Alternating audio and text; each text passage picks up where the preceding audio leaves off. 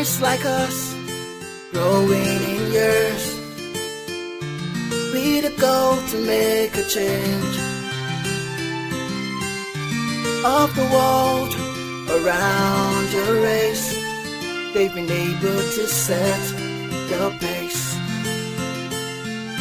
Hello and welcome to your favorite program, Youth Engage. Today, we present one of the few trailblazers in the annals of Nigeria's history. She is a large-hearted contributor to the new generation and a woman whose vivacity is magnetic. This tenacious woman of substance is none other than the first female professor in Nigeria, Professor Mrs. Adetoun Ogunsheye. Born Felicia Adetoun Omolara Banjo on the 5th of December 1926 in Benin City, Nigeria, her parents were teachers at a missionary school in Benin City and gave young Miss Banjo the opportunity to pursue higher education. From 1939 to 1945, she attended the Queen's College, Lagos, and then in 1946 enrolled at the Yaba Higher College, where she was the only female student and the first woman to graduate from the institution when she obtained the Higher College Teaching Diploma in 1948. Granted a scholarship, she left Nigeria to study geography at Newnham College at the University of Cambridge, returning in 1954 as a geography teacher. After a few years of teaching in Ilesha at the Anglican Girls' Grammar School and in Ibadan at the St. Anne's School, Mrs. Ogunsheye started working at the University of Ibadan as Chief of Department of Library Studies. In 1973, she became Professor of Library Studies and the first female professor in Nigeria. She married Fidelis Ayodele Ogunsheye, a very influential activist both as an educator and a labor unionist in Nigeria. As a women's rights activist, Professor Ogunsheye was one of the most active members of the Women's Improvement Society, WIS, which she joined in 1954 on the invitation of its president, Mrs. Ogunleye. Her work with the organization tapped into her strong commitment to the social rights of women, namely better and equal opportunities of education and better working and living conditions for women and girls. Professor Ogunsheye was also a founding member and the secretary of the Council of Women's Societies, CWS, an umbrella organization that brought together all of Ibadan's women's associations in order to better cooperate towards the improvement of women's situations. Founded in Ibadan in 1957, which was renamed Nigerian Council of Women's Societies, NCWS, in 1959, when it came to include all the women's associations in Nigeria, and Professor Ogunsheye was named Secretary of the Western Branch. Aside being the first woman to study and successfully complete her studies for the Yaba Higher College Diploma Program, she was the first female Dean of Education in a Nigerian university, the University of Ibadan, between 1977 and 1979. An accomplished librarian, educator and enabler on women's development issues, Professor Ogunsheye has written and published well over 50 publications and 30 communications.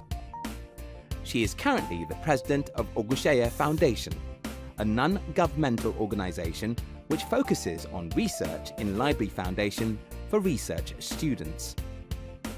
An avowed crusader for her Christian faith, she is blessed with children and grandchildren.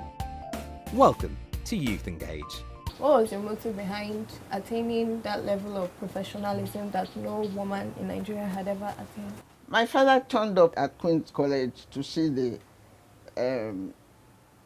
principal with a form in his hand, that he had got this form for me to go to Yaba Higher College, which was then a college for men who were going into the colonial service as engineers, doctors, education officers, pharmacists, and so on. And said he wanted me to take the entrance exam. And my principal said, women are not admitted. And she said, in any case, I've got the form. He's managed to persuade the authorities to allow me to sit the entrance exam. And he was now asking my principal to prepare me for the exam.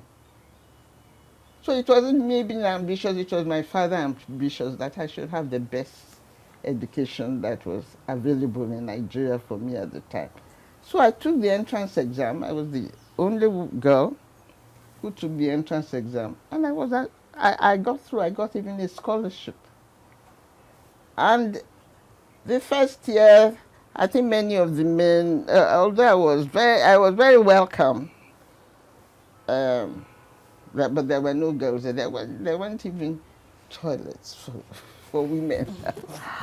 And it was difficult. There was nowhere for me to go when classes were not in session. I had to stay in the library, and I had a wonderful time just reading. Maybe that's why I first got my love of books, because then I read all books of all types in all disciplines.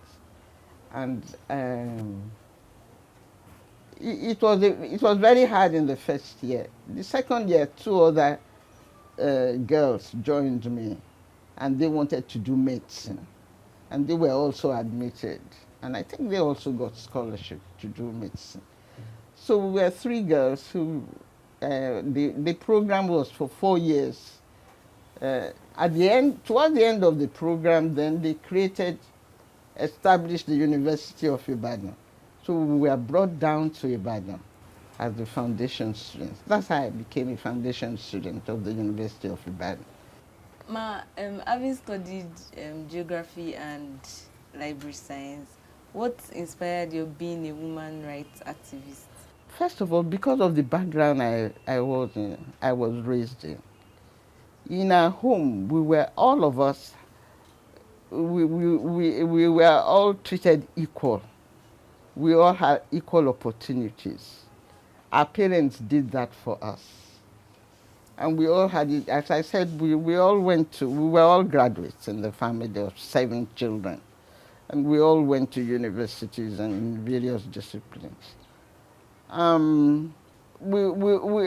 remember people used to comment and said, we used to sit at table and eat with fork and knife and all that. I remember some of my father's contemporaries used to say, you mean you're asking your children to begin only where you have reached? It was a long time because before I found out that in the traditional society, they didn't sit at table. You put one food on a big plate and the children sit around it and scramble for food, and whoever is smartest gets, of course, the largest share of the food. And so it was a privilege, really. We all excelled in our discipline.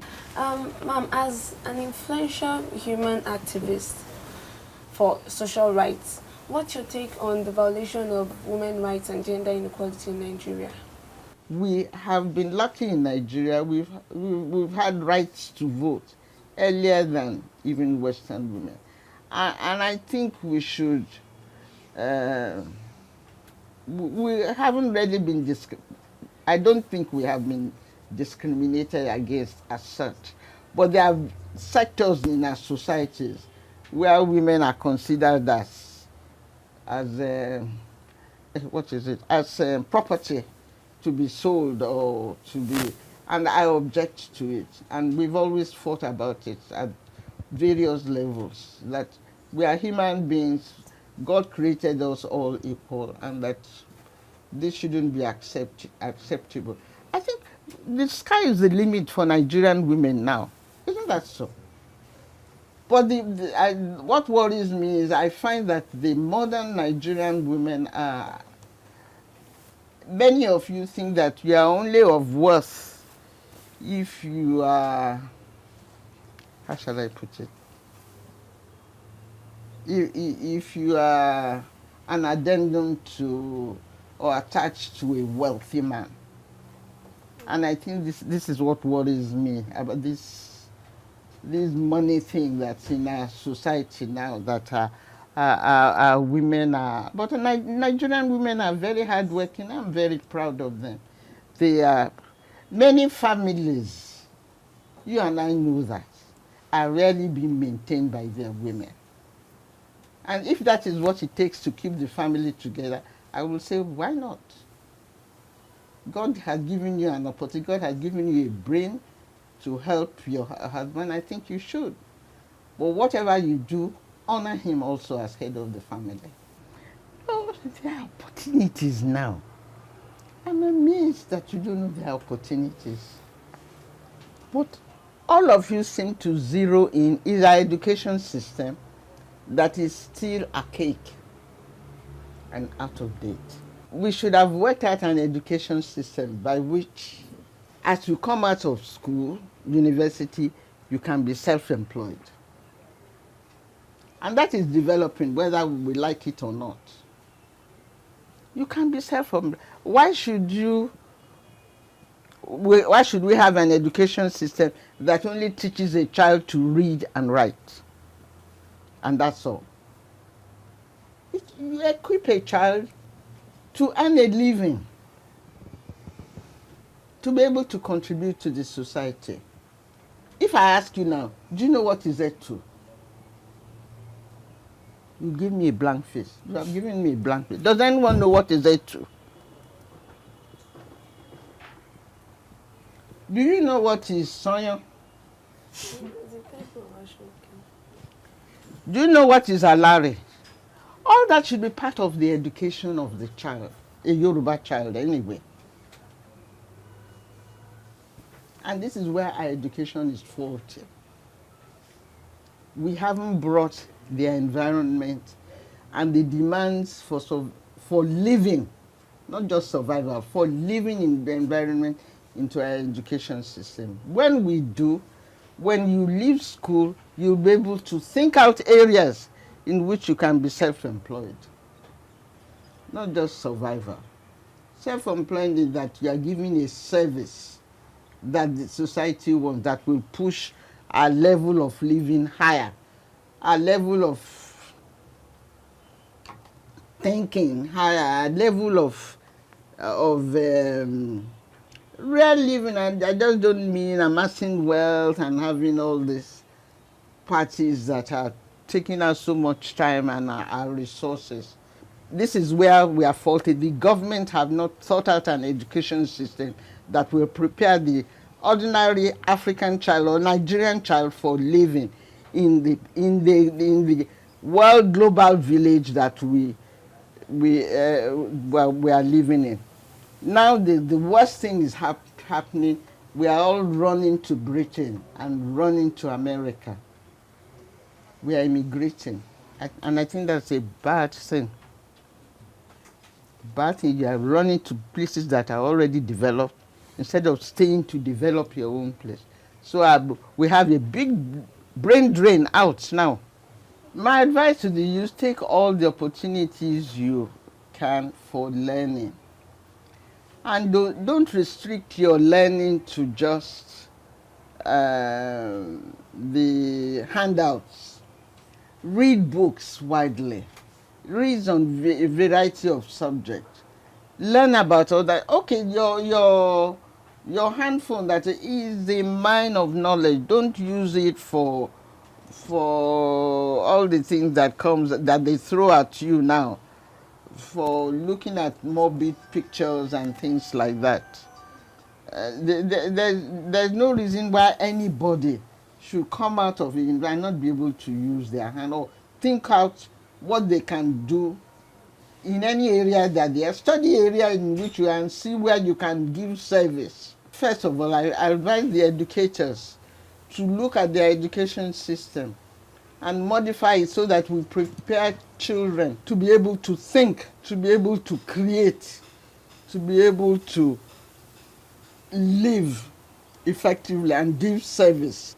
By the time you leave the university, you must have a skill in which you can work at. I think this is what the world calls for now. You must learn to think, learn to observe, learn to learn, and learn to read, and learn to give service, not expect on what you will get, but on what you will give to improve your society. Okay, ma. Yeah. So, ma, having achieved all this and being the first in practically everything you did, what was your greatest challenge, or what were your greatest challenges? I think my greatest challenge, somehow, I think I was very lucky that I came from a background where I was given confidence as a woman. I was proud to be a woman. I wasn't I wasn't wishing that I was a man or anything.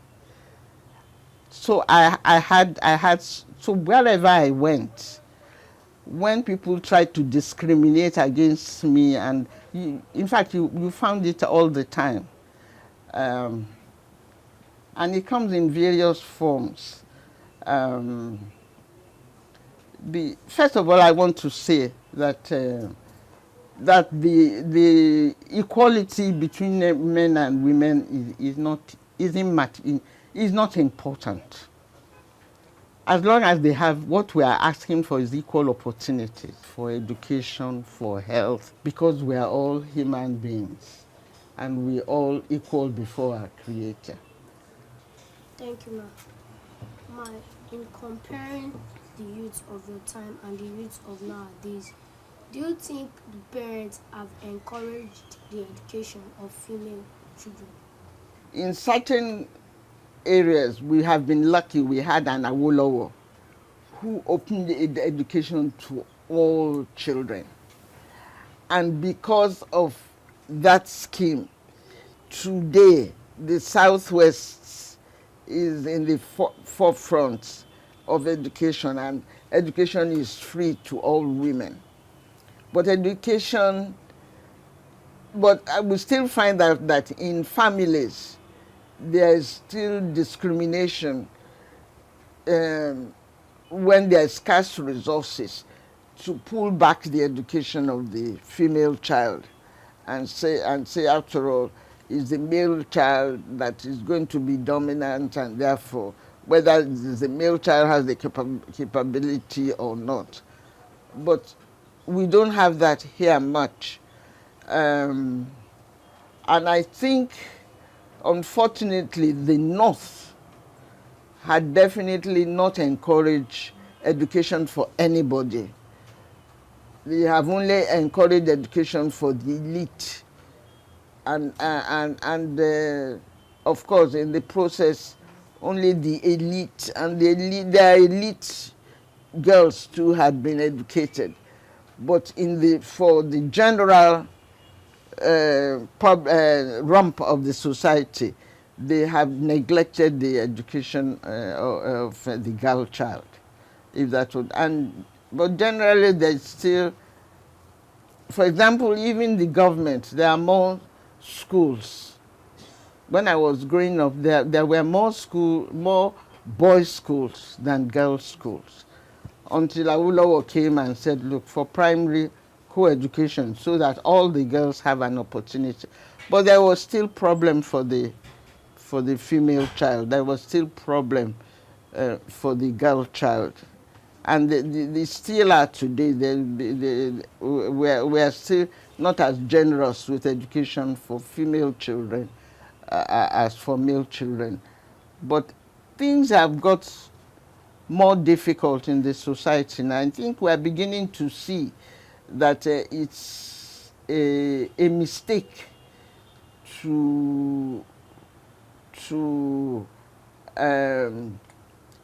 it's a mistake now to leave any sector of the society uneducated, and that when they did not educate the female children, we slowed down the development process for the whole society. The educated women, their children did better at school than those whose mothers were not educated. And there's no doubt about it. Their children did better, whether boys or girls did better. And so it's there's no doubt of it that nowadays, with the crunch in education, in certain parts of Nigeria, we have neglected the education of the female child, and that is our problem. It's a problem for the whole society. What was the idea behind Ogunseye Foundation? How were you able to set it up, and how were you able to manage it through the years? My husband was a bibliophile. He used to come home almost every day with a handful of books. In any discipline, if you look around, you will find books on medicine, on agriculture, and he did a lot on adult education, adult literacy. He also did a lot of things on adult primary education, that all the public must be educated. He did a lot on agric extension, having educational backup for farmers and the agricultural industry generally. And so he collected, and he'd worked in so many other institutions. So have I too. So we ended up with books just coming into the house, and I kept having to keep them in order for him. In the early days, it was a bit riotous, because he had his own order, and when I come in and put things in order, he used to be very angry that I had disturbed that there was order in the disorderliness that I see. However, gradually he accepted the idea that we should make it into a library, and some of the books here date back to 71, have markings from 71. That was when I started stamping it. He's been collecting since 50. He's also worked in very many institutions, and so have I. Well, not as many as he had. And there were files and files and files of and reports, documentation about that have been generated in the process of administration. And I put it all together in an archival collection. He was also very much a lover of music, so also has a collection of music, right, especially classical music. He's covered almost all the classical music era. Chopin, Beethoven, Strauss, all of them. Even some of the Nigerian ones too, and I put them also in. The beautiful thing was that I made it all into a library. Now, when he died, I was left with this collection. I was already a librarian then. I had made it into a library, and I thought, well, this could form a research. I had also worked with women organizations as an activist, as you say, for women's rights and women's education, women's opportunity to work and earn the same as men, an opportunity to contribute to the society. And so because of that, I have also collected, I also have a collection, and I've made it into a recycle. Nowadays, for example, and we thought we would make the research collection available if we do set up, if anybody wants to study the history of an area, whether it's in education or in economics of the country or in industry or in the institutions that we have worked. So we have made it available. How I get funds, I don't know. I just use my own funds. I'm a pensioner, and I haven't made it into a business. Nowadays, you can make, if I digitize it now, I can ask people. I've asked people even to pay very little to register as members, so that but it hasn't. Somehow we've missed the reading culture. And I thought I've made it available to the elderly, because I also sponsor a group of senior citizens club here for the last 10 years, and some of them use the library and borrow books from the library. Oh, one of the things that I did recently was to use my own Ashoke collection, put it also into a library to show you how Ashoke has developed for the last 50 decades, since the 50s, because that is when I started collecting Ashoke. My mother was also in the collection with me, because she, at one time, she dealt with Ashoke, selling Ashoke and so on. Aleshinloye Museum here, I have a gallery there. And I have a gallery at Obasanjo too. And there's an Adetoun Omolara gallery there of Ashoke. So I'm also interested in Ashoke. And I'm interested that Ashoke should not die.